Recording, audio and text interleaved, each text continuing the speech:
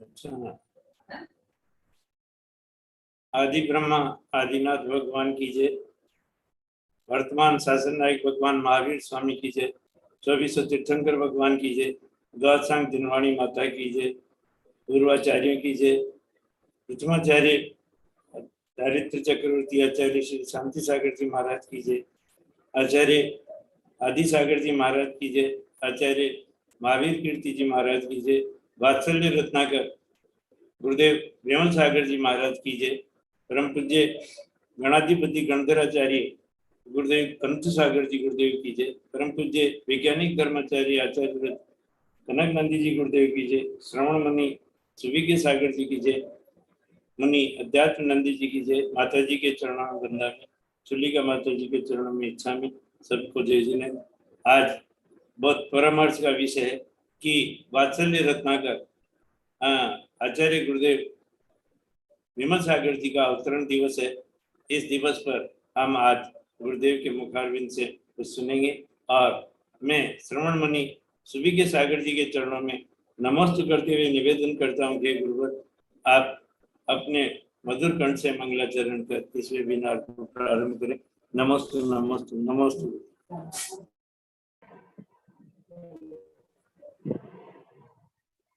जय बोलो अनंतानंत सिद्ध परमेश्वरी भगवान की जय। जय बोलो अनंतानंत गुण संपन्न आदि ब्रह्मा वृषभनाथ भगवान की जय। जिनवाणी सरस्वती माता की जय। जय बोलो परम पूज्य वात्सल्य रत्नाकर आचार्य भगवंत श्री विमल सागर जी गुरुदेव की जय। जय बोलो परम पूज्य वैश्विक दृष्टि संपन्न भावश्रुत ज्ञानी आचार्य भगवंत श्री कनक नंदी जी गुरुदेव की जय। सत्य सनातन जैन धर्म की जय। समस्त संत वृंद की जय। प्रिय धर्मात्मन, अभी महावीर जी ने सूचना दी कि आज वात्सल्य रत्नाकर आचार्य भगवंत विमल सागर जी गुरुदेव का अवतरण दिवस है। इस पुण्य दिवस पर हम उनके स्मरणार्थे उनको भावांजलि और श्रद्धांजलि देने के दृष्टि से आज का मंगलाचरण आचार्य भगवंत की सृजित कविता आध्यात्म गुरुओं की वंदना से ही कर रहे हैं, जिसमें आचार्य भगवंत विमल सागर जी आचार्य कनक नंदी जी गुरुदेव के मार्गदर्शक और प्रेरक एक गुरु थे। उनके शिष्य आचार्य भरत सागर जी भी प्रेरक थे। आचार्य भगवंत के जीवन में आज अनेक जो उपलब्धियां हो रही है, उन्हीं गुरु भगवंतों का आशीर्वाद है, उनकी प्रेरणा है, जिससे हम सभी उनके शिष्य वर्ग, हम साधु शिष्यों से लेके गृहस्थ शिष्य तक सभी लाभान्वित हो रहे हैं। तो ऐसे गुरुओं का जिनका हम सब पर उपकार है, उनकी कृतज्ञता ज्ञापित, उनका आभार व्यक्त करने की दृष्टि से मैं आचार्य भगवंत की ने प्रसाद में वर्ष 2013 में जब हम लोग हल्दी घाटी का चातुर्मास करने जा रहे थे, तो 25/3/2013 को रात्रि 10:42 पर आध्यात्मिक गुरुओं की वंदना पर जो कविता सृजित की थी, आज हम आचार्य भगवंत विमल सागर जी गुरुदेव के अवतरण दिवस के उपलक्ष्य में उनके माध्यम से उनका भी स्मरण करेंगे और अन्य भी आचार्य भगवंत के जो भी प्रेरक, मार्गदर्शक और आचार्य भगवंत के इस महान व्यक्तित्व और कृतित्व को गढ़ने में जिनकी प्रेरणा, आशीर्वाद आदि साथ में रहा है, ऐसे गुरु भगवंतों को और उन मार्गदर्शकों का हम स्मरण कर रहे हैं। मेरे आचार्य कनक नंदी के गुरुदेव के आध्यात्म गुरुओं की वंदना। वंद्य चरण जिनके, वंद्य चरण जिनके, जिनके चरणे नतमस्तक है। कनक नंदी मन से, कनक नंदी भाव से, वंद्य चरण जिनके। सूरी कुंथु सागर गुरुवर, मोक्ष मार्ग दाता सूरीवर, शिक्षा दीक्षा दातार दयालु मुनिवर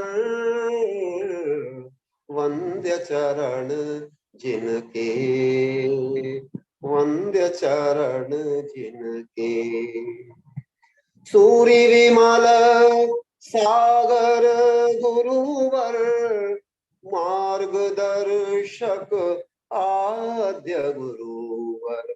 इस गुरु वंदना में भी आचार्य भगवंत लिख रहे हैं कि आचार्य विमल सागर गुरुदेव मेरे आद्य मार्गदर्शक गुरु हैं और उनकी प्रेरणाओं ने ही आचार्य भगवंत को इतना महान, और उन गुरुओं में भी देखो कितनी महानता थी कि वो गुरु पद पर आसीन होते हुए भी आचार्य कनक नंदी जी गुरुदेव से पढ़ते थे, सीखते थे कि आप हमको पढ़ाओ। देखो उनकी कितनी महानता, अपने शिष्य से ही पढ़ रहे हैं, आप पढ़ाओ, आप में योग्यता है, आप में विद्वता है, आप में वाग्मिता है, आप आगम के रहस्योद्घाटक हैं। इस दृष्टि से आचार्य भगवंत को ही प्रेरित करते थे और उनको ही प्राधान्य देते थे। कितनी उदारता देखो, गुरु भगवंतों की कैसी उदारता होती है। ये आचार्य विमल सागर जी, आचार्य भरत, आगे और गुरुओं के नाम आ रहे।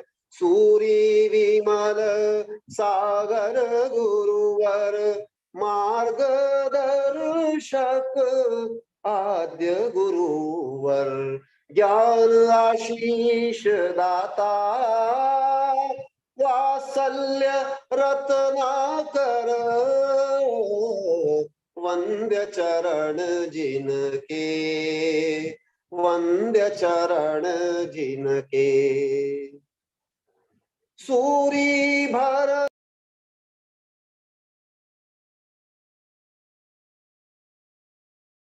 गुरुदेव आवाज नहीं आ रही, अनम्यूट करो, अनम्यूट करो गुरुदेव। गुरुदेव आवाज नहीं आ रही, आवाज नहीं आ रही।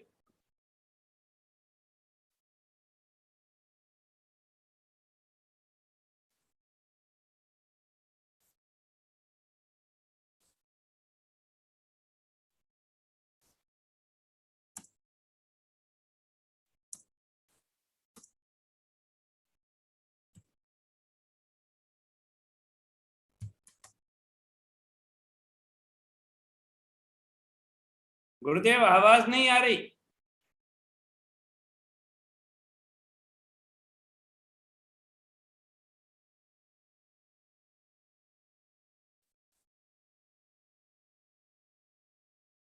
गुरुदेव आवाज नहीं आ रही।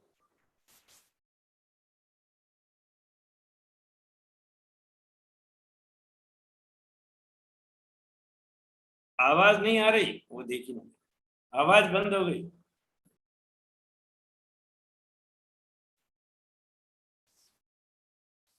वहां कोई देखभाल करो।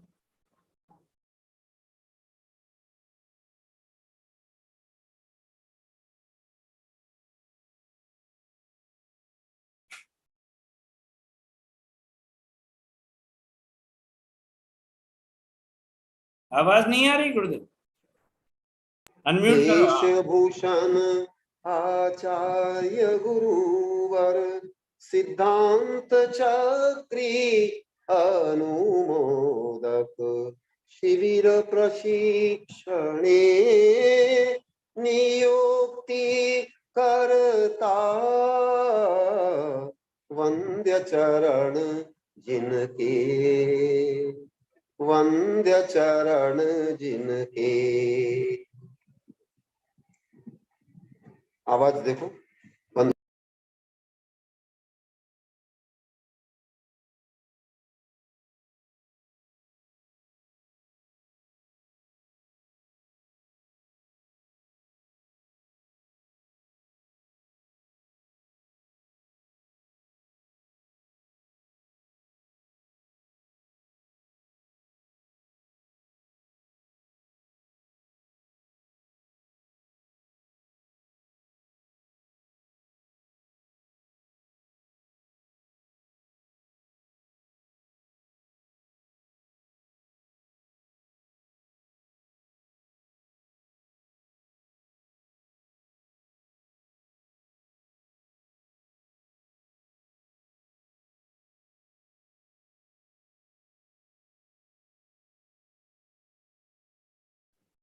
गुरुदेव अनम्यूट करें, आप अनम्यूट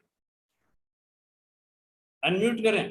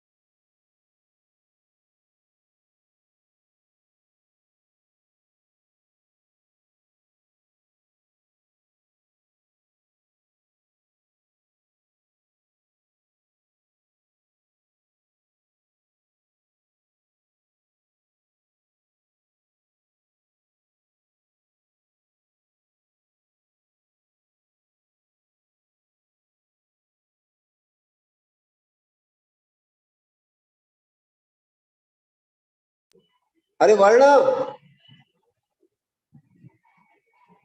वर्ण।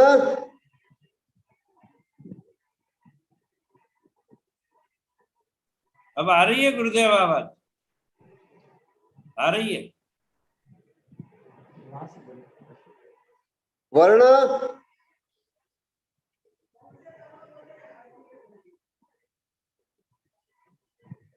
तो वहां से अनम्यूट करके रखा है उसने। वहां से म्यूट कर दिया है। नहीं, वहां से कर रखा है, वहां से नहीं।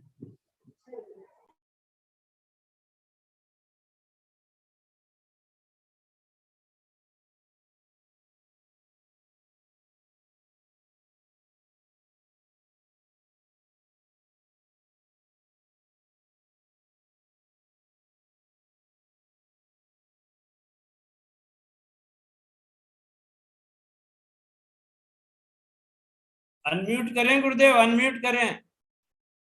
आवाज नहीं आ रही है।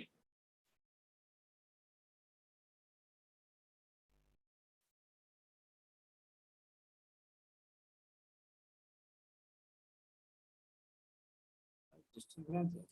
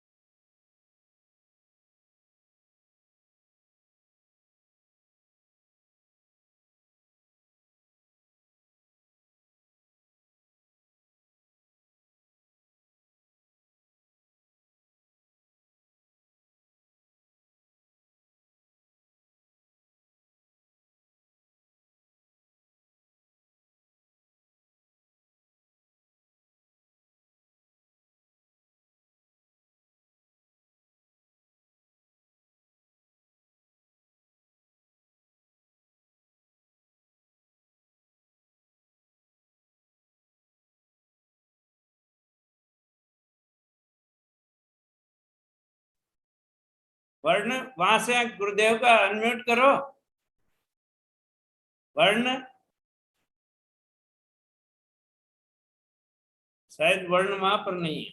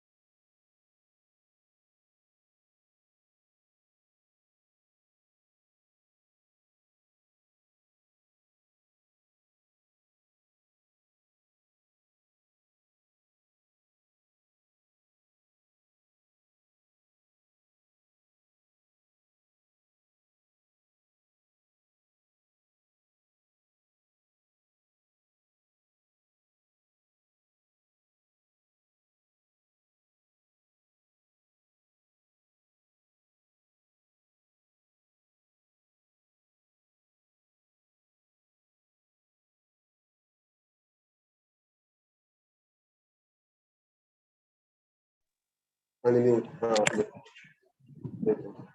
वर्ण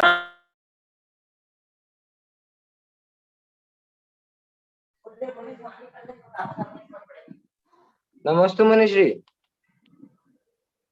अरे अनम्यूट करो वहां से। कर दिया ने अनम्यूट तो।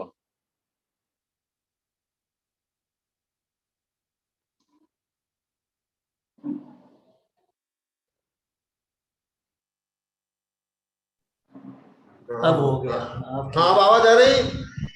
आ रही है गुरुदेव। वहां से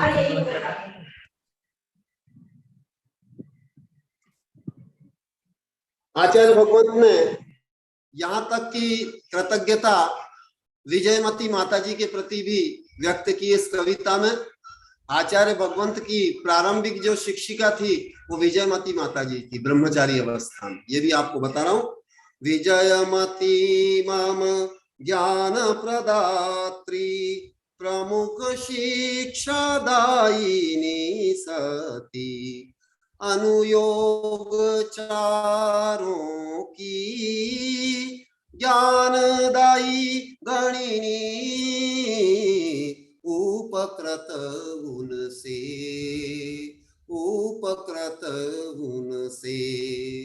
त्रैकालवर्ती पंच गुरुवर रत्नत्रयुत श्रेष्ठ गुरुवर कनक नंदी वंदे पाद कमल जिनके वंद्य चरण जिनके वंद्य चरण जिनके वंद्य चरण जिनके वंद्य चरण जिनके। जय बोलो परम पूज्य वात्सल्य रत्नाकर आचार्य भगवंत श्री विमल सागर जी गुरुदेव की जय। जय बोलो परम पूज्य वैश्विक दृष्टि संपन्न आचार्य भगवान श्री कनक नंदी जी गुरुदेव की जय। प्रिय धर्मात्मन, अभी हमने गुरु का स्मरण की, गुरु की वंदना की।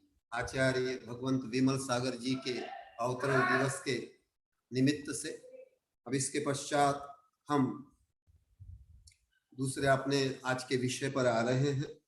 एक आचार्य भगवंत की कविता के माध्यम से आपको आचार्य भगवंत की कविता की विशेषता बता रहा हूं कि आचार्य भगवंत ने अनेक भाषामयी भी अनेक कविताएं लिखी है। देखो इसमें मिश्र प्रयोग किया है, कुछ हिंदी कुछ अंग्रेजी का। ऐसी ये कविता मैं आपके समक्ष गा रहा हूं जिसका शीर्षक है welcome to you my soul. अनेक भाषामयी आध्यात्मिक कविता, यानी हिंदी में अर्थ हुआ welcome to you my soul, माने मेरी आत्मा का ही मैं स्वागत कर रहा हूं। यह आचार्य भगवंत ने लिखा है, तो आप ध्यान से सुनिए।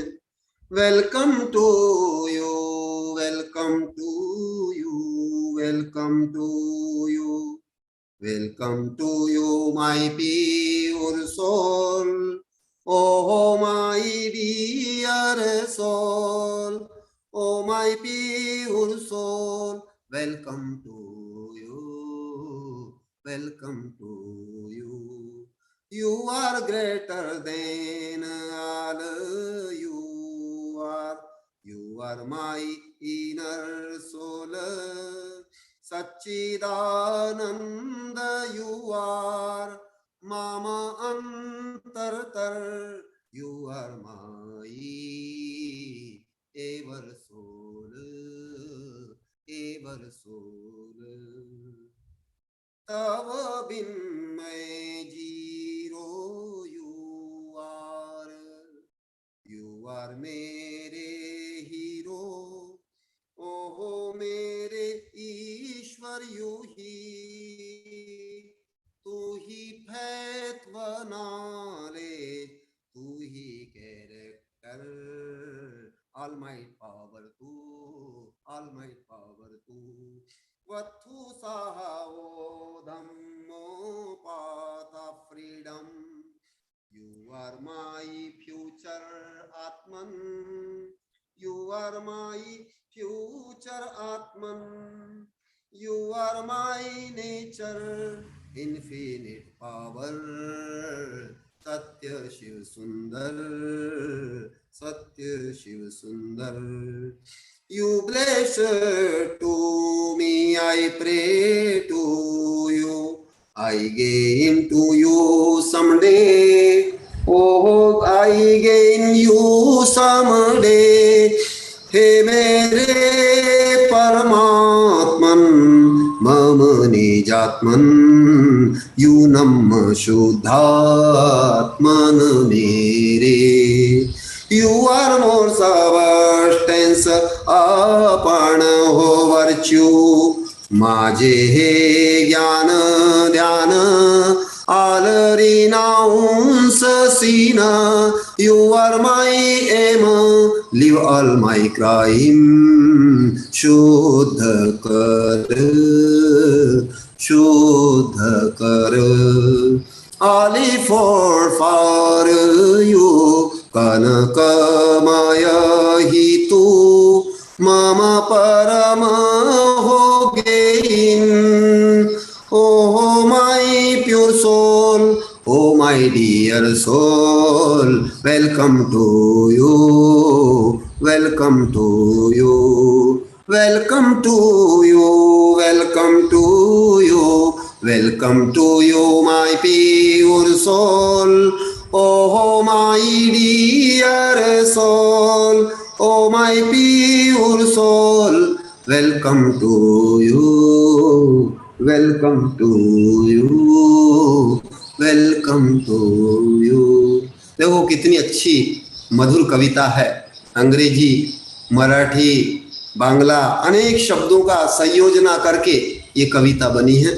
इसका सामान्य अर्थ बता के मैं अपने विषय पे आऊंगा। आचार्य भगवंत बोल रहे हैं, welcome to you my pure soul. हे मेरे शुद्ध आत्मन, तेरा स्वागत है। Oh my pure soul, my dear soul. हो मेरे शुद्ध आत्मन, हो मेरे प्यारे आत्मन। और कौन है इस संसार में प्यारा? मैं ही तो सबसे प्यारा हूं। मैं ही मेरा मित्र हूं, मैं ही मेरा सब कुछ हूं। कौन है संसार में मेरा? मैं ही, और मैं ही मेरा स्वागत करूं। You are greater than all, you are in my inner soul. हे मेरे अंतर आत्मा, आपका, आपकी महानता का मैं स्वागत करता हूं। सच्चिदानंद यू आर मम अंतरतर। हे मेरे अंतरतर, you are my ever soul. मेरे हे सर्वांगीण, सब सर्वत्र, हे सर्वस्व, मेरे आत्मन, हे सच्चिदानंद, मैं तुम्हारा स्वागत करता हूं। तब बिन मैं जीरो, तेरे बिन तो मैं जीरो हूं। तेरा अस्तित्व यदि ना होता अन्य से क्या लाभ है? मेरे आत्मा के सिवा तो फिर क्या है इस ब्रह्मांड में? सब कुछ जीरो है। मैं हूं तो सब कुछ है, इसलिए मैं ही हीरो हूं और मैं ही शुद्धात्मन हूं। और यू आर मेरे हीरो, मेरा आत्मा ही मेरा हीरो है। यू आर मेरे ईश्वर, यू ही मेरा ईश्वर भी मैं ही हूं।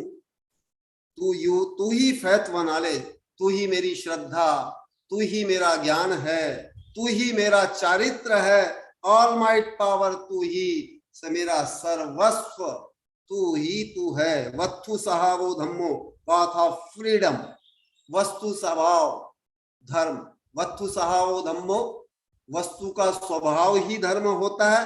ऐसे ही आत्मा भी मेरा स्वयं का वस्तु है। पाथ ऑफ फ्रीडम, स्वतंत्रता का मार्ग है। यू आर माई फ्यूचर, और मेरा भविष्य भी, मेरा मार्ग भी, सब कुछ मेरा आत्मा है। You are my nature, infinite power. आप ही मेरे प्रकृति हो, मेरी निसर्ग हो। तुम ही मेरे पावर हो, तुम ही मेरी शक्ति हो, और सत्य शिव सुंदर भी आप ही हो। ये आचार्य भगवंत बोल रहे हैं इस कविता के माध्यम से। You bless to me, I pray to you, I gain to you someday. मैं ही तुम्हारी प्रार्थना करता हूं, मैं ही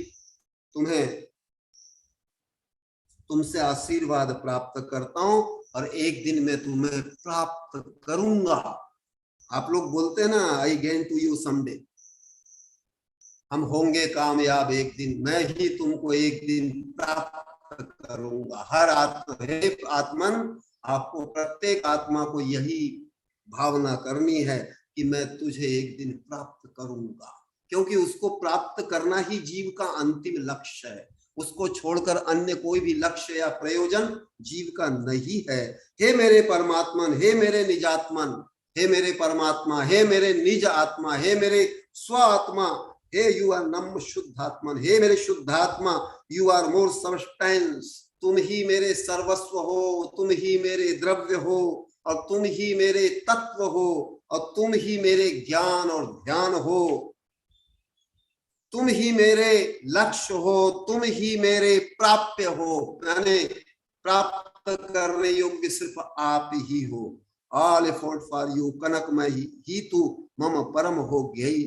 हे मेरे परम प्राप्य, हे मेरे परम आत्मन, हे मेरे शुद्धात्मन, हे मेरे निज आत्मन, मैं ही तुम्हारा स्वागत करता हूँ। और मेरा जब मैं स्वागत करूंगा, मैं ही मेरा स्वागत करूंगा, मेरे आत्मा का स्वागत करता हूं। अन्य कौन कर सकता है? अन्य तो सब निमित्त हैं। तो इसके पश्चात हम आ रहे हैं अपने मूल विषय पर। आज आपको एक विषय बताऊं। आज सुबह भी एक लेख गुलाब कोठारी का हम लोगों ने आध्यात्मिक पढ़ा था, राजस्थान पत्रिका में संपादकीय पन्ने पर। उसके बाजू में नरेंद्र मोदी के, आज नरेंद्र मोदी जी जो प्रधानमंत्री है, उनका भी जन्म दिवस है, और उनके भी व्यक्तित्व कृतित्व के बारे में आज भी मैंने पढ़ा सुना कि वो बहुत ही प्राकृतिक जीवन जीने वाले हैं, बहुत स्वावलंबी जीवन जीने वाले हैं। इसलिए सिर्फ भारत के नहीं, अभी अंतरराष्ट्रीय स्तर पर एक सफलतम व्यक्ति है वो। और आज मैंने एक भारतीय उद्योगपति के बारे में भी पढ़ा, गौतम अडानी। ये एशिया के सबसे धनी व्यक्ति बने हैं। हमको उनके धनी होने से और नेताओं से कोई लेना देना नहीं। हमको तो उनमें कोई अच्छा गुण है, उस गुण ग्राहिता की दृष्टि से मैं बोल रहा हूं, क्योंकि हमारे अंदर में जो भी एक संभावनाएं छिपी हुई है, आध्यात्मिक संभावनाएं भी छिपी हुई है, हमारे अंदर लौकिक संभावनाएं भी जो छिपी हुई है, उसका उद्घाटन करने के लिए ही समस्त ज्ञान और विज्ञान है। और जो इसको उद्घाटित करता है वही महान बनता है, वही सफल बनता है, वही विकास करता है। तो मैं उस विकास संबंधी आपको, उस सफलता संबंधी कविता के बारे में बताऊंगा कि हमारे जीवन में सफलता के बाधक कारण कौन से होते हैं, जिनके कारण सामान्य लोग कोई ऐसी सफलता प्राप्त नहीं कर पाते। तो उन सफलताओं के जो बाधक कारण है वो भी बताऊं कविताओं के माध्यम से। उसके पूर्व एक छोटी सी कविता के माध्यम से हमारे जीवन में एक नव प्रभात हो, एक आध्यात्मिक नव प्रभात हो, हमारे जीवन में जागरण हो, इस दृष्टि से एक कविता छोटी सी। नव प्रभात आया, जागो हे, जागो हे जागो, नव प्रभात आया, जागो हे, जागा ज्ञान दीनमणि, अज्ञान अंधकार भगा रे। नव प्रभात आया, जागो रे, नव प्रभात आया रे। उभाव हिंस्र पशु दूर ही करो, प्रभु स्मरण से स्वयं को वरो। सत्य तथ्य का ज्ञान करो, अन्याय अत्याचार दूर करो। तन मन को पावन कर, आत्म पावन हेतु साधना करो।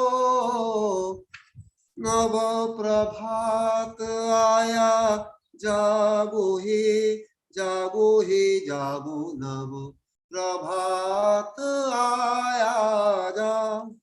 हमारे जीवन में भी इस ज्ञान विज्ञान के माध्यम से, इस वेबिनार के माध्यम से, इस देशना के माध्यम से, इस समोशरण के माध्यम से, इस गुरुवाणी के माध्यम से, इस जिनवाणी के माध्यम से हमारे जीवन में भी हमें आध्यात्मिक नव प्रभात करना है और विकास करना है, सफलता करना है। लेकिन सफलता के और विकास के जो पैमाने हैं, हर व्यक्ति के अपनी अपनी जो स्व मान्यता है, मन्य माना मान्यता है, उसके अनुसार वो अपने को सफल मानता है। कोई व्यक्ति व्यसनी फैशनी बनने में सफल मानता है अपने, कोई व्यक्ति सोचता है मुझे कोई पोस्ट पैकेज डिग्री मिल गई तो मैं सफल हो गया, कोई नेता अभिनेता बन गया तो समझता है सफल हो गया। लेकिन ये जितने भी भौतिक सफलताएं हैं, भौतिक विकास हैं, ये सब कोई विकास नहीं है। यथार्थ विकास तो आध्यात्मिक नव प्रभात में है। आध्यात्मिक विकास ही यथार्थ विकास है और हमारे जीवन का संपूर्ण विकास, संपूर्ण लब्धि हमारी आध्यात्मिक विकास में है। लेकिन हम लौकिक में भी जिसको सफलता मानते हैं या विकास मानते हैं, उसके भी जो बाधक कारक हैं, उनमें क्या क्या बाधा है, क्या क्या समस्या है, आचार्य भगवंत ने इस कविता के माध्यम से विजयनगर में 2012 में एक कविता बनी थी तब लिखा था। तो मैं कविता पहले पढ़ रहा हूं, फिर आपको विश्लेषण करके बताऊंगा कि हमारी सफलताओं में बाधक कारण क्या है। रटे रटैया पढ़ाई चलती रहती, घी से पिटैया रूढ़ी चलती रहती। देखो हमारे जीवन का सत्य क्या है, हमारे जीवन में असफलताएं क्यों आती हैं, उसके कारण यहाँ पे लिख रहे हैं, जरा ध्यान से सुनना। रटे रटैया पढ़ाई चलती रहती, घी से पिटैया रूढ़ी चलते रहती। जैसे तैसे जीवन को ढोते रहते, धक्का देकर गाड़ी को चलाते रहते। रटे रटैया पढ़ाई चलती रहती, घी से पिटैया रूढ़ी चलती रहती। और आगे सुनो।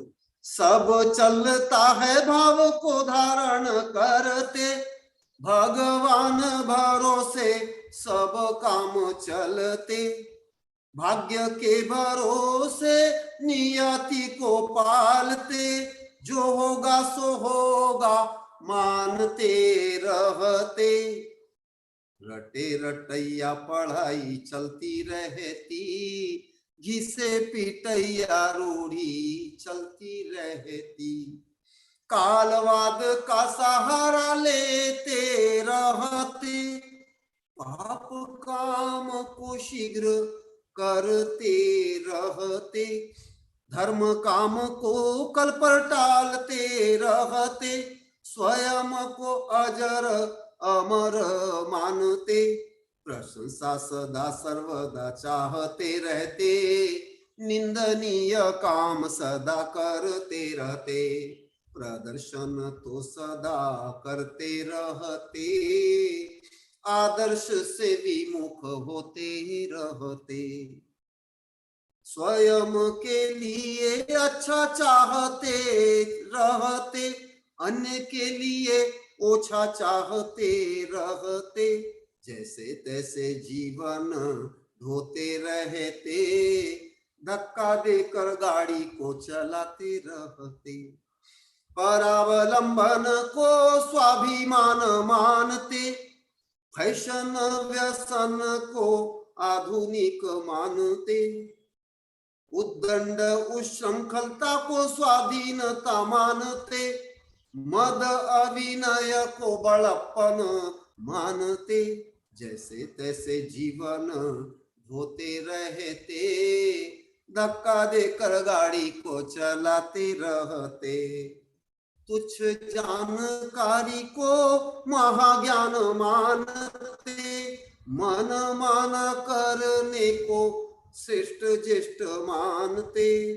संकीर्ण रूढ़ी मत को धर्म मानते, अनुदार कट्टर से उसे पालते। जैसे तैसे जीवन ढोते रहते, धक्का देकर गाड़ी को चलाते रहते। आलस्य प्रमाद से अस्त व्यस्त रहते, अव्यवस्थित रूप हर काम को करते, सूक्ष्म व्यापक अनुभव से दूर रहते, छोटा खोटा ध्यान से अहम करते। ऐसे व्यक्ति विकास से दूर रहते, सुख शांति स्वास्थ्य से हीन रहते, इह परलोक में भी दुखी रहते, इसे दूर करने हेतु कनक नंदी कहते। रटे रटैया पढ़ाई चलती रहती, घी से पिटैया रूढ़ी चलती रहती, जैसे तैसे जीवन ढोते रहते, धक्का देकर गाड़ी को चलाते रहते, धक्का देकर गाड़ी को चलाते रहते। प्रिय धर्मात्मन, ये कविता छोटी सी है लेकिन बड़ी रहस्यपूर्ण, बड़ी मनोवैज्ञानिक, हमारे जीवन का सत्य और तथ्य उद्घाटित करने वाली कविता है। इसके माध्यम से आप ये पैरामीटर, ये मापदंड अपने अपने जीवन पे भी लगा सकते हैं कि हमारा जीवन कितना सफल हो रहा है, कितना विकास की ओर उन्मुख है, क्या हमारी स्थिति हो रही है, क्या हम जीवन में कुछ बढ़ पा रहे हैं कि हमारा जीवन जहां के तहां ही रुका हुआ है। क्योंकि हम सफल लोगों को देखते हैं, सुनते हैं, किसी भी क्षेत्र के हों, तो ये सोचते हैं वो सफल कैसे हुआ, उसके बारे में कई प्रकार के विकल्प करते रहते, कई प्रकार के उभाव भी करते रहते, ईर्ष्या भी करते, द्वेष भी करते हैं, ये भी देखा जाता है लोग जीवन में। लेकिन यथार्थ हमको अपने भावों को देखना है कि हम ऐसा क्या करते हैं जिससे हमारे जीवन में सफलता के जो बाधक कारक हैं ये सदैव हमारे लिए बाधा बनते रहते हैं। तो वो बाधा क्या है? पहले आचार्य भगवान बोल रहे हैं, रटे रटैया पढ़ाई चलती रहती, घिसे पटैया रूढ़ी चलते रहती। आप सबने अनुभव किया होगा कि तथाकथित बुद्धिजीवी, तथाकथित पढ़े लिखे, तथाकथित क्वालिफाइड जितने आधुनिक कहलाने वाले लोग हैं, राष्ट्रीय और अंतरराष्ट्रीय कहलाने वाले लोग हैं, आचार्य भगवान के समक्ष आने पर उनको ज्ञात होता है कि अरे मैं तो अभी कुछ भी नहीं हूं, अभी तो मेरा अभी जन्म भी नहीं हुआ है। क्योंकि आचार्य भगवंत ज्ञान के शिखर पुरुष है वर्तमान में, फिर भी बोलते हैं कि मैं तो अभी बालक हूं और विद्यार्थी हूं। आप अभी किधर वैज्ञानिक बन गए और किधर दार्शनिक बन गए और क्या बन गए, अभी आप अभी कुछ भी नहीं है। आचार्य भगवान के समक्ष जब कोई आता है तब उसको ज्ञात होता है। जैसे गौतम स्वामी, इंद्रभूति गौतम जब भगवान महावीर के समो शरण में पहुंचे तब उनको ज्ञात हुआ कि मैं क्या जानता हूं। उनका मान अहंकार वहां पर गलित हुआ और उनको सम्यक दर्शन प्राप्त हुआ। उसके बाद वो भगवान के गणधर बने। ऐसे ही हमारे जीवन में ये सब चलता रहता है। हम समझ ही नहीं पाते कि हम कहाँ पिछड़े हैं, कितने अज्ञानी हैं, मूढ़ हैं, कुदृष्टि हैं, ये समझ में ही नहीं आता। ऐसे जब योग्य गुरु मिलते हैं तब हमको ज्ञात होता है कि हमारे जीवन की क्या दुर्दशा है। इस दुर्दशा का कारण क्या है? लौकिक दृष्टि से आचार्य भगवान बता रहे, रटे रटैया पढ़ाई चलती रहती है।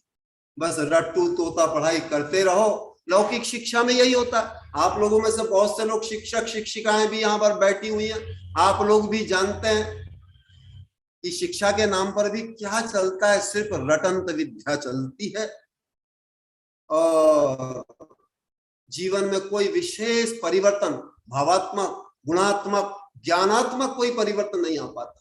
ये भी एक बड़ा विकास में अवरोधक कारण है, बाधक कारण है कि हमारी रटे रटैया पढ़ाई।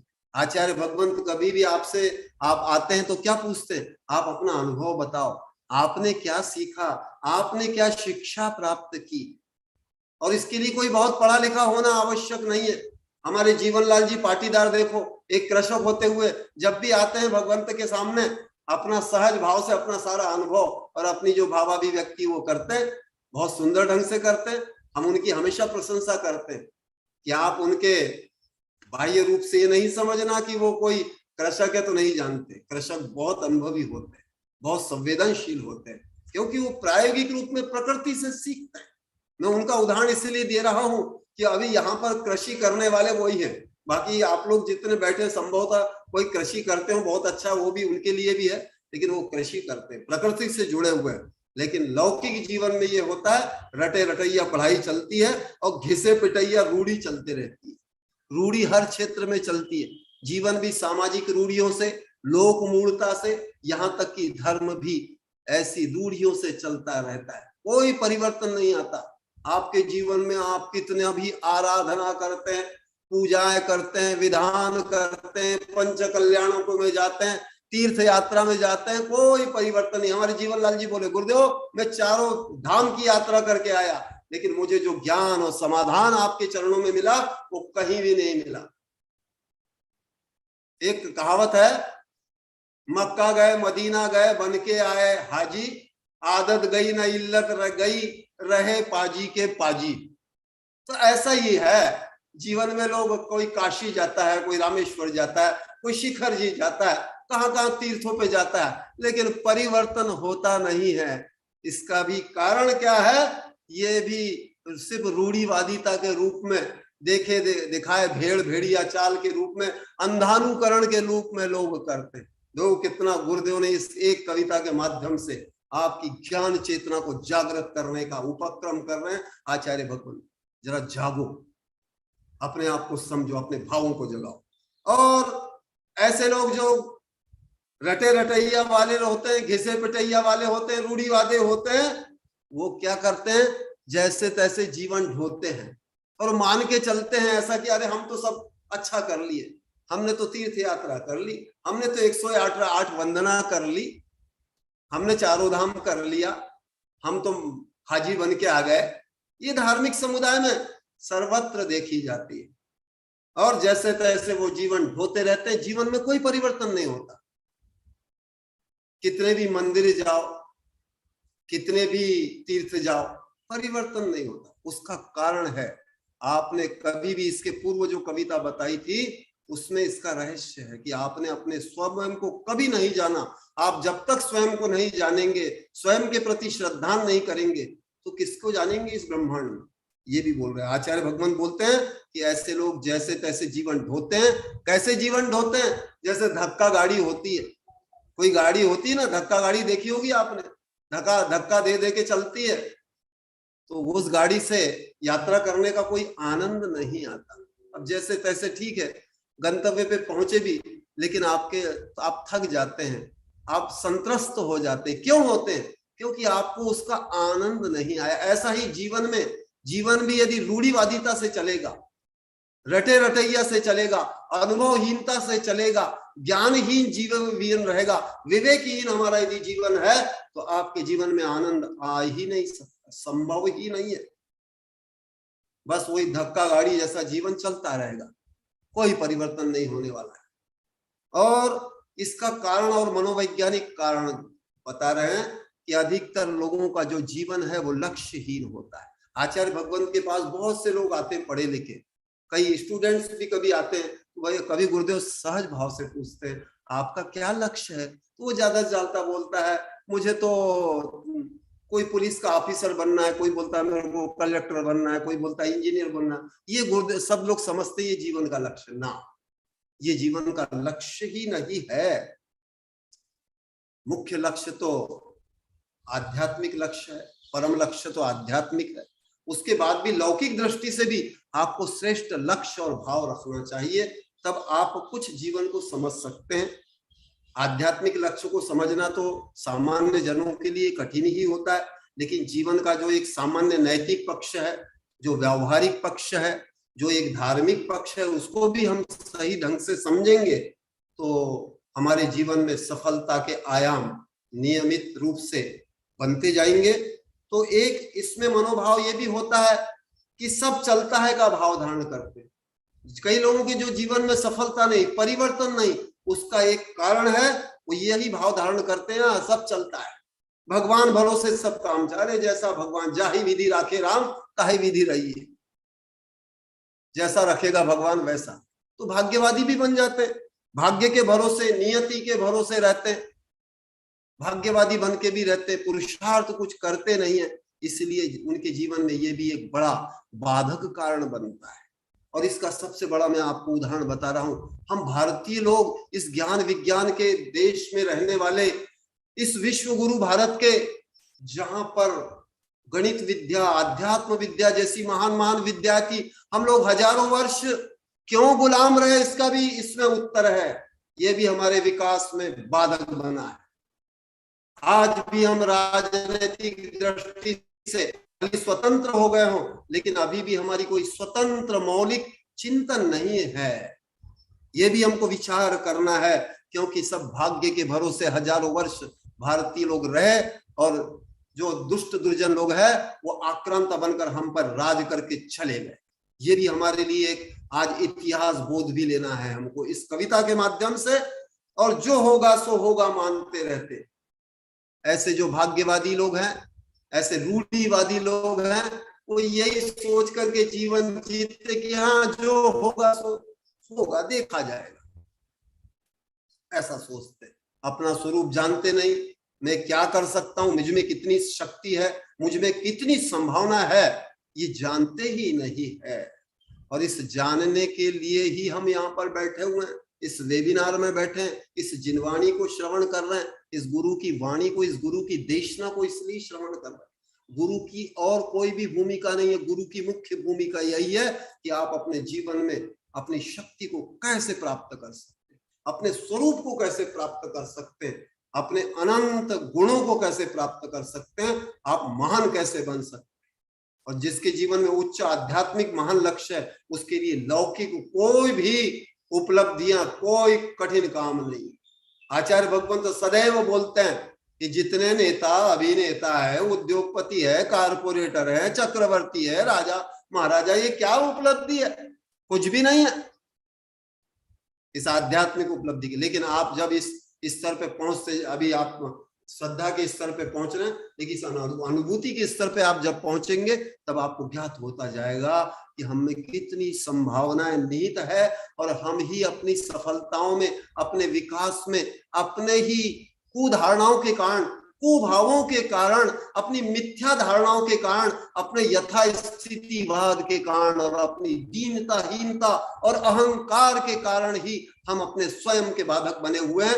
ये भी आपको बता रहा हूं मैं इस कविता के माध्यम से। ऐसे लोग जो सफलता प्राप्त नहीं करते, वो कालवाद का सहारा लेते। कालवाद का अर्थ भी मैं आपको बता दूं, यानी अभी वर्तमान में उनको कुछ अच्छा नहीं लगता, अरे युग तो बड़ा खराब है, जमाना खराब है, ऐसा रोना रोते रहते। पंचम काल है, पंचम काल में क्या होता है, ऐसा कुछ न कुछ कालवाद का सहारा लेते, और पाप काम को बड़े शीघ्रता से करते रहते। पाप काम करते रहेंगे, अच्छा काम करते ही नहीं है, और सोचते हैं कि सब कुछ तो चतुर्थ काल में था, सतयुग में था, अभी वर्तमान में क्या हो सकता है? नहीं, वर्तमान में ही सब कुछ है। आपको आचार्य भगवंत की भाव वाली कविता के माध्यम से बताया, हमारे भाव में ही सब कुछ काल है। सतयुग भी हमारे अंदर है, कलयुग भी हमारे अंदर है, चतुर्थ काल भी और पंचम काल भी, भोग भूमि भी, स्वर्ग भी, कर्म भूमि भी, सब कुछ हमारे भाव में। बंध भी हमारे अंदर है, मुक्ति भी हमारे अंदर, सब कुछ हमारे भाव में। आप भावों को भावित तो करिए, और फिर देखो सफलता के आयाम कैसे खुलते जाते हैं आपके जीवन में। धर्म काम को कल पे टालते, पाप काम को तो शीघ्रता से करते, लेकिन धर्म कार्य को टालते रहते। आप लोग अब जब से ये टाल नहीं रहे हो, तब से कितने लाभान्वित हो रहे। ये जरा 7 वर्ष की ये जो क्रांति हुई है, आप लोग भी अनुभव कर रहे हैं कि आपके जीवन में कितनी क्रांति आई है, आपके जीवन में कितना एक नवाचार हुआ है, एक जीवन आनंदमय हुआ है, ज्ञानमय हुआ है, गुणमय हुआ है, पुण्य युक्त हुआ है। ये भी जरा विचार करो कैसे हुआ है। अपने स्वयं का स्वरूप जब से आप जानने लगे, तब से आपके जीवन में एक नव आयाम, एक नवाचार हो रहा है। जो लोग सफलताओं में जो बाधक कारक है, उसमें एक बाधक कारण है कि धर्म कार्य को, पुण्य कार्य को, श्रेष्ठ कार्य को वो कल पर टालते ही रहते हैं। मैं आपको उदाहरण बताता हूं। हिंदू धर्म के अनुसार भी जब रावण की मृत्यु हुई तो रामचंद्र जी लक्ष्मण को बोलते हैं कि रावण बड़ा विद्वान था, बड़ा प्रतापी पुरुष था, बड़ा विद्यावान था, ऐसे व्यक्ति से हमें अवश्य ही शिक्षा लेनी चाहिए। देखो हमारे महापुरुषों का कैसा भाव होता है। जैन धर्म के अनुसार भी रामचंद्र जी तद्भव मोक्षगामी थे, बलभद्र थे, महापुरुष थे, और उन्होंने बोला कि इस व्यक्ति से भी कुछ शिक्षा लेनी चाहिए, इतना महान व्यक्ति था ये। ठीक है, आज हमारे द्वारा परास्त हुआ है, लेकिन तो लक्ष्मण जी जाकर के खड़े हो जाते हैं कहां पर, रावण के सिरहाने पर खड़े हो जाते। लेकिन रावण तो विद्यावान था, ठीक है, अपनी कुछ कुभावनाओं के कारण वो पराभव को प्राप्त हुआ था, लेकिन वो उसी समय पहला बोध देते हैं लक्ष्मण जी को कि शिष्य को गुरु के सिर के पास खड़ा नहीं होता, शिष्य कभी भी गुरु के चरणों में होता है, चरणों के पास खड़ा होता है। देखो पहली शिक्षा मिली, फिर उसके बाद में वो चरणों के पास जाकर के शिष्य बनकर खड़े होते हैं। राम और लक्ष्मण दोनों खड़े हैं और शिक्षा प्राप्त कर रहे हैं रावण से। मैं इस संदर्भ को जोड़ के बता रहा हूं आपको, धर्म कार्य को कल पे टालते रहते जो असफल लोग हैं, उससे जोड़ करके आपको बता रहा हूं। तो रावण क्या बोलता है, उनको शिक्षा देता है कि मेरे लिए आपकी एक ही शिक्षा है मरते समय, शुभस्य शीघ्रम अशुभस्य काल हरणम। इसका अर्थ है जो भी शुभ काम है वो शीघ्रता से कर लो, और जो अशुभ काम है उसको भले कल पे टाल दो, लेकिन जो शुभ काम है, पुण्य कार्य है, शुभ भाव है, उसको आज ही कर लो, अभी कर लो, उसमें देरी ना करो, बिल्कुल देरी नहीं करो। क्योंकि मैं भी अपने जीवन में शुभ कामों को ऐसा ही टालता गया। मैं तो सोच रहा था कि स्वर्ग तक सीढ़ी बंधा दूंगा, तो मेरा सब कार्य अपूर्ण रह गया, क्योंकि मैंने कल पे टाला। अशुभ काम ही सब जीवन में किया और शुभ को ही टाला मैंने। तो ऐसे ही जो लोग, सफलता का बाधक कारक एक ये भी है कि वो धर्म कार्य को, पुण्य कार्य को, श्रेष्ठ कार्य को टालते रहते, फिर देखेंगे, फिर करेंगे। लेकिन जो कर लेते हैं उनके जीवन में ही सफलता प्रकट होती है। तो यहाँ पर आचार्य भगवंत बोल रहे हैं कि इस धर्म काम को कल पे ऐसे लोग टालते रहते हैं और स्वयं को अजर अमर मानते हैं, और ये सोचते हैं कि अपन तो अजर अमर है। तो कबीरदास जी ने लिखा था, काल करे सो आज कर और आज करे सो अब, पल में पल रहे होएगी बहुरी करेगा कब। लेकिन जो कालवादी लोग हैं वो क्या सोचते हैं, आज करे सो काल कर और काल करे सो परसों, जल्दी जल्दी क्यों करता है अभी तो जीना बरसों, ऐसा सोचते रहते। यानी अपने आप को अजर अमर मानते हैं। ये नहीं सोचते कि हमारा ये क्षुद्र सा जीवन है, क्षण भंगुर जीवन है, और मनुष्य पर्याय जिसमें प्राप्त हुई है श्रेष्ठ कार्य करना है। कब करेंगे हम? सारी जीवन इस मायाचारी में, इस सांसारिक प्रपंचों में ही पड़े रहेंगे, इन अशुभ भावों को ही करते रहेंगे, तो फिर हम श्रेष्ठ कार्य करेंगे कब? क्योंकि ये मनुष्य भाव हमको ये क्षुद्र कार्यों के लिए नहीं मिला है, श्रेष्ठ कार्यों के लिए, श्रेष्ठ भाव करने के लिए, श्रेष्ठ पुरुषार्थ करने के लिए प्राप्त हुआ है। तो ये भी चिंतन इसके माध्यम से। और जो लोग असफल होते हैं उसका एक कारण क्या है, देखो बड़ा मनोविज्ञान है।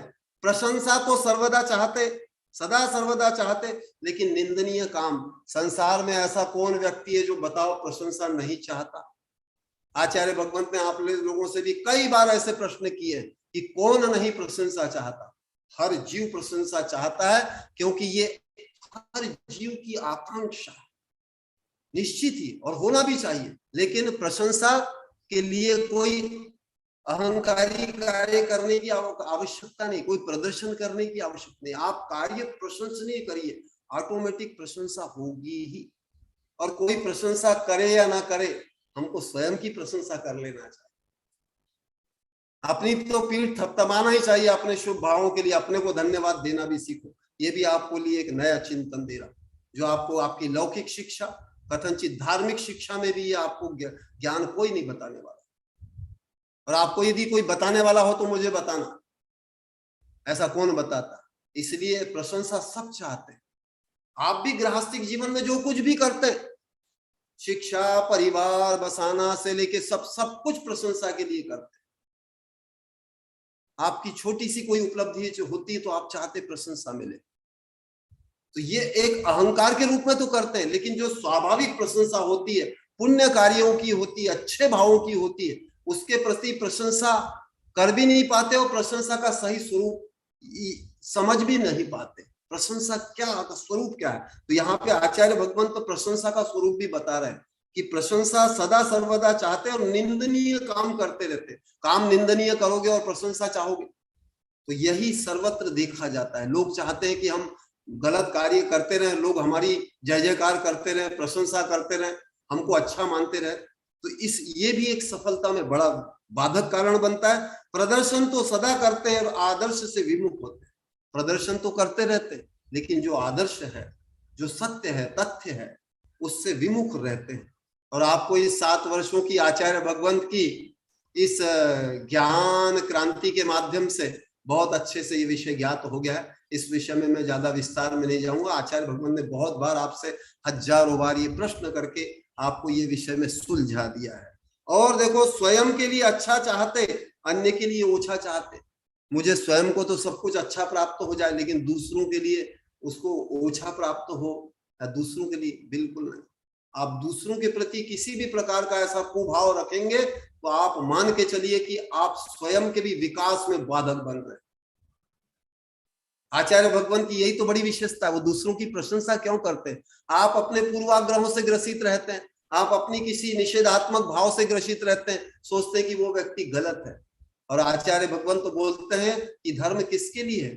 पतित पावन जैन धर्म, पतित पावन धर्म है। पापी से पापी व्यक्ति के उत्थान के लिए ही तो धर्म है। गुरु भी उसी के लिए होते हैं। तो गुरु उसकी छोटे से गुण की भी प्रशंसा करते हैं। जैसे भगवान महावीर का जीव जब पुररवा भील था तो मुनिराज ने उसको क्या नियम दिया था? कौवे के मांस का त्याग करने का दिया।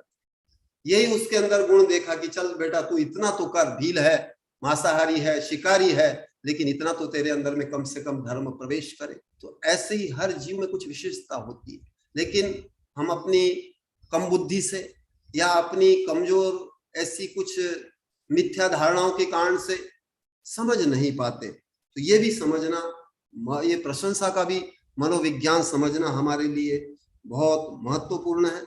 और आचार्य भगवान बोल रहे, परावलंबन को स्वाभिमान मानते और फैशन व्यसन को आधुनिक मानते।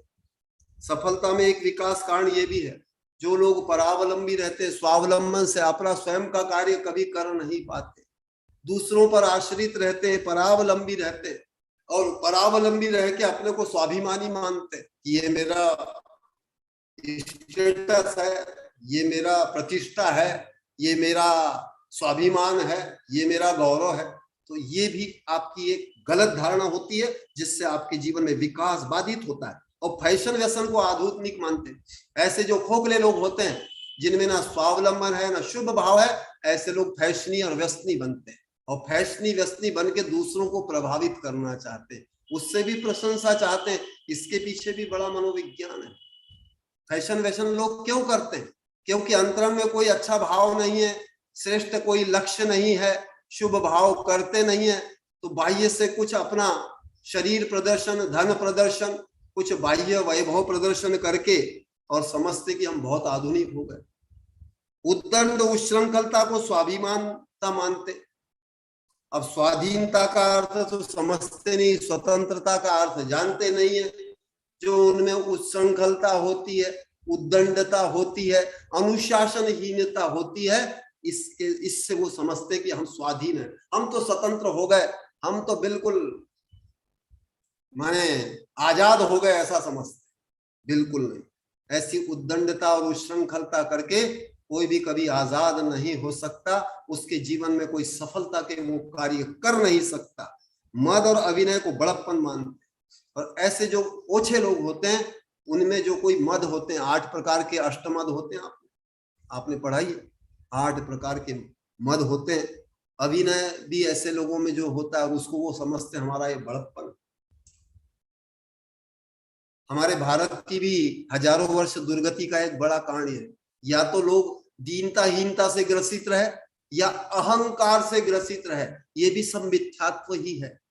अपने आप को दीनहीन समझ के और समझना कि मैं बहुत विनयवान हो गया हूं, ये भी आपका अहंकार ही है, ये आपका मिथ्यात्व ही है। और अहंकारी होना तो है ही, वो तो कषाय भी है और पाप भी है। लेकिन दीनहीन होना भी, ये भी पाप है। ये भी बहुत कम धार्मिक लोग जानते हैं। अधिकतर लोग सोचते हैं कि मैं तो अपने को दीनहीन मानता हूं, तो मैं बड़ा विनयवान हूं, मैं बड़ा विनम्र हूं, मैं बड़ा भोला भाला हूं। नहीं, अपने को दीनहीन मानना भी सबसे बड़ा पाप है। आचार्य भगवंत आगे लिख रहे हैं कि जो असफल लोग होते हैं वो अपनी किसी तुच्छ जानकारी को महाज्ञान मानते हैं। हाँ, मुझे सब मालूम है, सब खबर है, सब जानता हूं, आई नो वेरी वेल। छोटी सी कोई जानकारी होती है, उस जानकारी से ही उछलते रहते, कोई ज्ञान नहीं, कोई अनुभव नहीं होता जीवन में। इसलिए ऐसे लोग भी सफल नहीं हो सकते। ठीक है, आप मान्य माना कुछ भी अपने को सफल मान लो, लेकिन आप असफल ही हैं। और आचार्य भगवंत बोल रहे हैं कि मन माना करने को श्रेष्ठ ज्येष्ठ। और मान्य माना फिर जिनके पास कोई ज्ञान नहीं, तुच्छ जानकारी होती है, वो मन माना अपना करते रहते हैं। समाज में भी, धर्म में भी, शिक्षा में भी, परिवार में भी ऐसी मान्य माना प्रवृत्ति चलती है। और वो समाज भी, वो परिवार भी और वो परिवेश भी असफल हो जाता है। मैंने अभी आपको सबसे श्रेष्ठतम उदाहरण बताया। हमारा राष्ट्र इतना महान ज्ञान विज्ञान का देश हजारों वर्ष क्यों गुलाम रहा? कभी बस इससे ही आपको बहुत बड़ा एक चिंतन प्राप्त हो सकता है। इसलिए जीवन में हमको स्वाभिमानी बनना है, श्रेष्ठ लक्ष्यों के धारक बनना है, प्रशंसनीय कार्य करना है, स्वाभिमानी बन करके और जीवन के हर पायदान पे आगे बढ़ना है, विकास करना है। ये भी इस कविता के माध्यम से बोध है। और आचार्य भगवंत बोल रहे हैं, संकीर्ण रूढ़ी मत को धर्म मानते। अधिकतर धार्मिक समुदाय पूरी पृथ्वी में संकीर्णता से युक्त, रूढ़िवादिता से युक्त है। अपनी अपनी कुछ बाह्य रूढ़ी को पीटना, उसको मानना ही वो धर्म समझते हैं। भले ही उनका भाव कितना भी कलुषित हो, कषाय युक्त हो और दुष्टता और दुर्जनता से युक्त हो, फिर भी समझते हैं कि हम तो बहुत धार्मिक है। ये भी एक बड़ी तुच्छता है, बड़ी हमारे विकास में बाधक तत्व है। यथार्थ धर्म का स्वरूप जानते नहीं और धर्म के नाम पर ही सबसे अधिक अन्याय, अत्याचार और आतंकवाद, शोषण, ये सब धर्म के नाम पर करते हैं। इससे भी सावधान होने की आवश्यकता है, क्योंकि धर्म का यथार्थ स्वरूप भी इसीलिए जानना है कि हमारे जीवन में हर प्रकार का विकास हो, सफलता हमको प्राप्त हो। धर्म कोई ऐसी रूढ़िवादिता की क्लास नहीं है, कोई तथाकथित किसी ईश्वर को पटाने के लिए या उसको फुसलाने के लिए, उसको मनाने के लिए धर्म नहीं है। धर्म तो अपने स्वयं के विकास के लिए, अपने भावों के विकास के लिए है, अपने अनंत विकास करने के लिए है, सफल होने के लिए है। और एक सम्यक दृष्टि व्यक्ति का जो भाव व्यवहार होता है वो बहुत ही लक्ष्यनिष्ठ, बहुत गौरवपूर्ण होता है। हमारे मधुबाला मैडम हमेशा जो बोलती, मैं तो हमेशा बोलता हूँ, मेरा गुरुदेव चौथा पक्का है। क्यों बोलते हैं? क्योंकि गौरव का भाव आ गया। हमारी टीना गौरव के साथ में इतना जो बोलती है, वो क्यों बोल पाती है? इसलिए बोलती है। हमारी मीना भी बैठी हुई है, मीना भी हमेशा बोलती है, गुरुदेव मैं पहले बिल्कुल उल्टी थी, अभी बिल्कुल सीधी हो गई। क्यों बोल पाती है? क्योंकि अब गौरव का भाव प्रकट हो गया, एक सद्बोध प्राप्त हो गया, एक विवेक जागृत हो गया। और जिनके भी जीवन में ये विवेक जागृत होगा, वो सब ऐसी फीलिंग करते हैं। और आप जितने भी प्रतिभागी बैठे हुए हैं और आचार्य भगवान के देश और विदेश के जितने भी शिष्य हैं, आचार्य भगवान का चाहे कोई अनपढ़ से अनपढ़ भी शिष्य होगा, वो गौरव युक्त होगा। और चाहे श्रेष्ठ से श्रेष्ठ कोई वैज्ञानिक हो, दार्शनिक हो, शिक्षाविद हो, न्यायाधीश भी हो, लेकिन आचार्य भगवान का शिष्य है तो निश्चित ही उसमें एक कुछ न कुछ विशेषता मिलेगी। और आचार्य भगवान तो बोलते हैं कि जो संकीर्ण रूढ़ी मत को धर्म मानते हैं और ऐसे लोग अनुदार होते हैं। अनुदार यानी जिसमें उदारता नहीं, वो अनुदार हो गया। कट्टर से उसे पालते हैं और धर्म को कुछ कट्टरता से, कुछ बाह्य क्रियाएं पाल करके समझते हैं कि हम तो बहुत धार्मिक, हम बहुत सफल हैं, बहुत हम अच्छे हैं। बिल्कुल नहीं। जब तक भाव में परिवर्तन नहीं, मुख्य परिवर्तन, मुख्य विकास अपने भावों से ही प्रारंभ होता है। अपने भावों में जब श्रेष्ठ भाव हम करते हैं, श्रेष्ठ लक्ष्य रखते हैं, शुभ भाव करते हैं, शुभ संकल्प करते हैं, वहां से ही हमारा विकास प्रारंभ होता है। मुख्य रूप से वहीं से हम जितने पुराण ग्रंथों में जितने महापुरुषों की गाथाएं पढ़ते हैं, जितनी उनके इतिहास को पढ़ते हैं, वो यही है। उन्होंने भी कहीं न कहीं अपना श्रेष्ठ भाव किया था। भगवान महावीर जब सिंह की पर्याय में थे तो 2 चारण रिद्धिधारियों ने उसको भी संबोधन दे करके उसके जीवन का उत्थान किया था और उनको बताया था कि ये तू क्या कर रहा है, तो तू तो 3 लोक का स्वामी बनने वाला है, तीर्थंकर बनने वाला है, और तू ये अधम कार्य कर रहा है। वो उस समय पश्चाताप करता है, आंखों से अश्रु धारा बहती है और वो सिंह वहीं पर समाधि धारण करता है और समाधि धारण करके वही सिंह का जीव आगे भगवान महावीर बनता है। हमारे पुराण ग्रंथों में ऐसी हजारों कहानियां हैं। अभी हम लोग पद्म पुराण भी पढ़ रहे हैं, हमारी निर्मला जी भी बैठी हुई है, ये भी डेली पद्म पुराण बैठी, इनसे भी आप लोग चर्चा करना, पूछना कि पद्म पुराण में हम क्या पढ़, कैसे कैसे जो जीव बिल्कुल जो तुच्छ थे, पशु थे और चंडाल थे, ऐसे भी जीव महान बन गए। अंजन सप्तव्यसनी था, निरंजन बन गया। कैसे बना, कैसे सफल बना, कैसे 3 लोक का स्वामी बना। ऐसे ही भावों में विशुद्धि, भावों में परिवर्तन, शुभ भाव, श्रेष्ठ भाव, पुण्य भाव, आत्म स्वरूप का भाव, मैं कौन हूं ये जाना उन्होंने, मेरा कर्तव्य क्या है। इसलिए मुख्य लक्ष्य यही होना चाहिए, मैं कौन हूं। आप कौन है ये जब जान लेंगे तो आप कोई अधम कार्य कर ही नहीं सकते। ठीक है, आप सांसारिक भी हैं, सांसारिक कार्य भी करते हुए आप उस श्रेष्ठता को निरंतर मेंटेन रखेंगे। जितना मेंटेन रखेंगे आपके जीवन में उतना ही उतना उत्थान होगा, विकास होगा, सफलता के आप हर प्रकार के आयामों को प्राप्त करेंगे। और अंतिम पंक्तियों में बता रहा हूं कि सफलता में सबसे बड़ा जो बाधक कारण है वो है आलस्य और प्रमाद। आपको आलस्य और प्रमाद के बारे में भी पहले बता दिया गया, आचार्य भगवंत ने बताया और मैंने भी बताया। आलस्य और प्रमाद, आलस्य यानी शारीरिक निष्क्रियता और प्रमाद यानी 15 प्रकार के प्रमाद। 15 प्रकार के प्रमाद आपने पढ़े। तो आलस्य और प्रमाद से वो ऐसे लोग असफल होते हैं, उनका अस्त व्यस्त जीवन रहता है आलस्य के कारण। आलस्य भी एक बड़ा कारण। अभी आप देखो, आलस्य छोड़ करके डेली 1.5 से 2 घंटे इस वेबिनार में बैठते हैं, आपके जीवन में कितनी ज्ञान चेतना जागृत हो रही है, कितनी भावों की विशुद्धि हो रही है, कितनी आपकी अनंत समस्याएं दूर हो रही है। आपके जीवन में निरंतर शुभ आयाम, पुण्य आयाम निरंतर निर्मित हो रहे हैं। इस सब काहे का परिणाम है? आलस्य और प्रमाद छोड़ने का है।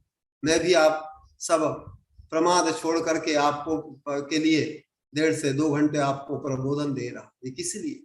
ये सब आपका आलस्य प्रमाद जितना घटेगा आप उतने सफल होंगे।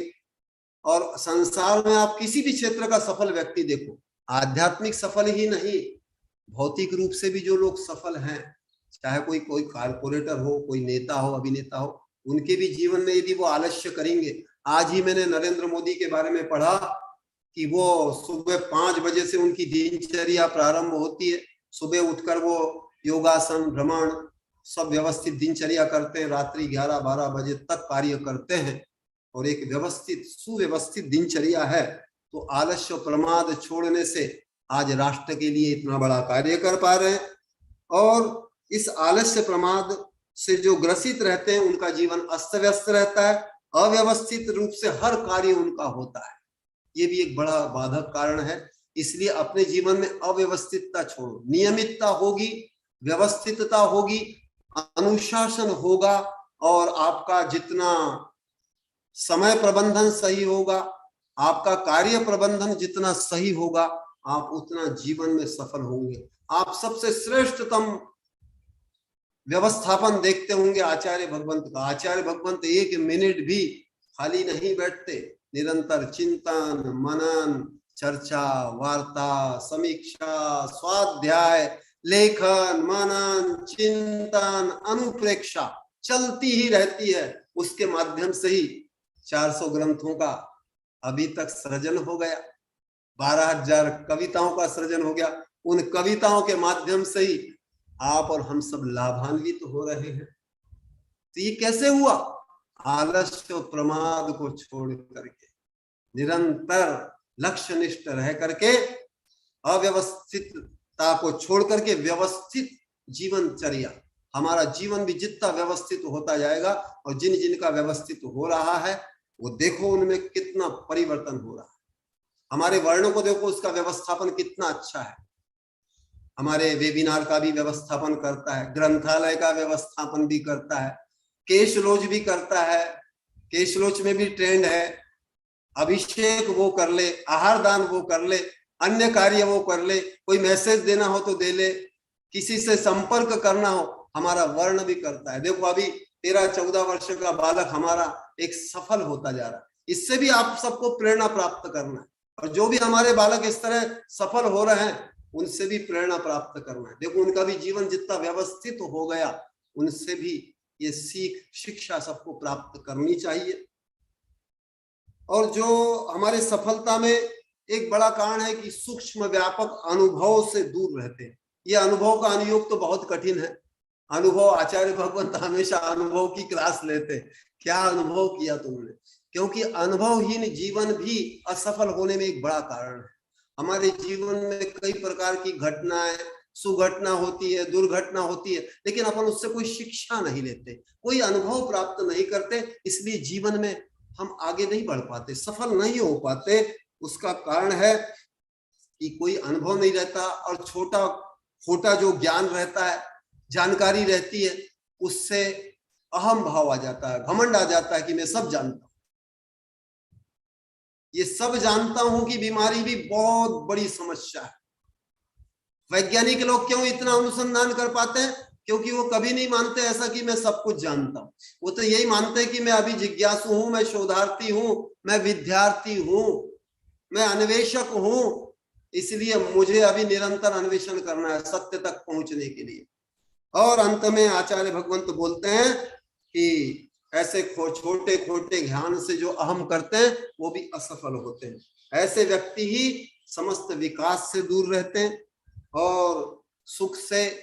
ऐसे जो लक्ष्यहीन लोग हैं, ऐसे अनुशासनहीन हैं, अव्यवस्थित हैं, आलसी है, प्रमादी हैं, ऐसे जीव ही सुख, शांति और स्वास्थ्य से वंचित रहते हैं। उनके जीवन में सुख, शांति, स्वास्थ्य भी प्राप्त नहीं होता। मुख्य स्वास्थ्य अभी कल ही बताया था, 3 प्रकार का स्वास्थ्य है। मुख्य है भावात्मक और मानसिक स्वास्थ्य। जो मानसिक स्वास्थ्य को प्राप्त करेगा उसके जीवन में शारीरिक स्वास्थ्य भी उसका अच्छा होगा। और जो लोग अव्यवस्थित रहते हैं, अनुशासनहीन रहते हैं, वो इस लोक में भी दुखी और परलोक में भी दुखी। कई ऐसे भी हो मिलेंगे जो कोरा ज्ञान रखते हैं, जीवन में उसकी कोई परिपालना नहीं हो पाती, इसलिए भी असफल रहते हैं। आपको अभी रावण का उदाहरण दिया, बहुत ज्ञानी था, बहुत विद्यावान था, पुण्य का बहुत बड़ा संचय करके आया था, लेकिन खोटे भाव के कारण अधोगति का पात्र बना। तो ऐसे लोग इस लोक में भी परलोक में भी दुखी रहते हैं। और इससे दूर रहने के लिए आचार्य भगवंत कनक नंदी सदैव जो कुछ भी हमको देशना दे रहे हैं, इस वेबिनार के माध्यम से, स्वाध्याय के माध्यम से आप जो कुछ भी ज्ञान प्राप्त कर रहे हैं, इसका उद्देश्य यही है कि हम अपने जीवन में सफल बने, निरंतर विकास करें और अपनी उन्नति करें और अपने महान लक्ष्य को प्राप्त करें। यही इस कविता के माध्यम से, और मैंने इसका जो मनोविज्ञान है वो आपको बताने का प्रयास किया, क्योंकि ऐसे विषय सामान्यतः ऐसे रूढ़िवादी किसी धार्मिक प्रवचन में सुनने को नहीं मिलते। या कोई ऐसी मनोरंजनात्मक कथा सुनने से भी ऐसा सूक्ष्म विषय समझ में नहीं आता। ऐसा मनोवैज्ञानिक रूप से जब हमारी सुदशा क्या है, कुदशा क्या है, हमारी सफलता क्या है और असफलता क्या है, विकास क्या है और हमारा अविकास क्या है, ये तभी समझ में आता है जब हम अपने भावों को देखते हैं, अपनी उपलब्धियों को देखते हैं, अपने जीवन की सुख शांति और स्वास्थ्य के आधार पर अपना जब मूल्यांकन करते हैं, तभी ऐसे विषय हमको ज्ञात होते हैं।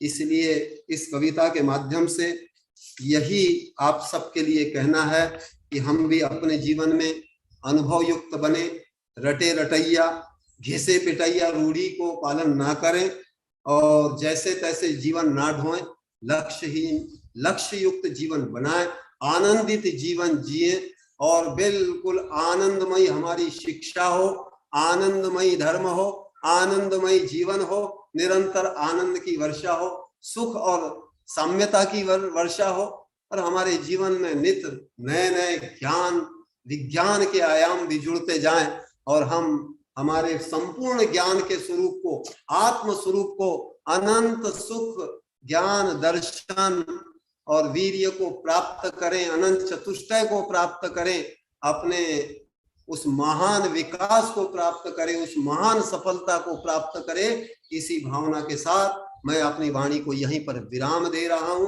जय बोलो परम पूज्य महान लक्ष्यधारी वैज्ञानिक श्रमणाचार्य श्री कनक नंदी जी गुरुदेव की जय।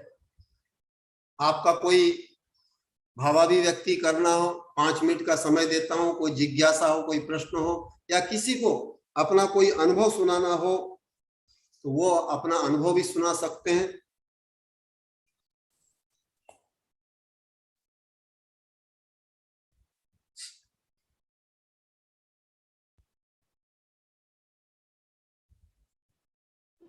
जय बोलो मनीषी सुविज्ञ सागर जी गुरुदेव की जय।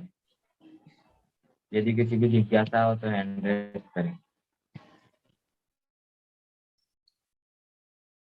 बुद्धि समाधि परिणाम शुद्धि स्वात्मोपलब्धि शिव सौख्य सिद्धि चिंतामणिं चिंतत वस्तुदाने त्वां वन्द्यमानस्य ममास्तु देवी, त्वां वन्द्यमानस्य ममास्तु देवी।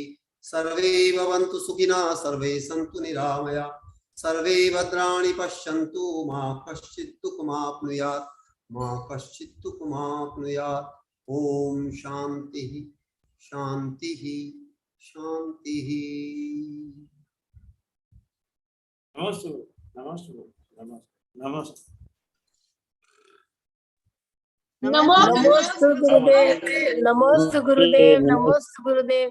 जयकारा गुरुदेव का, जय जय गुरुदेव का, देव की जय। मुनि संत नमोस्तु भगवान, नमोस्तु भगवान, नमोस्तु भगवान। नमस्ते गुरुदेव, नमस्ते गुरुदेव, नमस्ते गुरुदेव।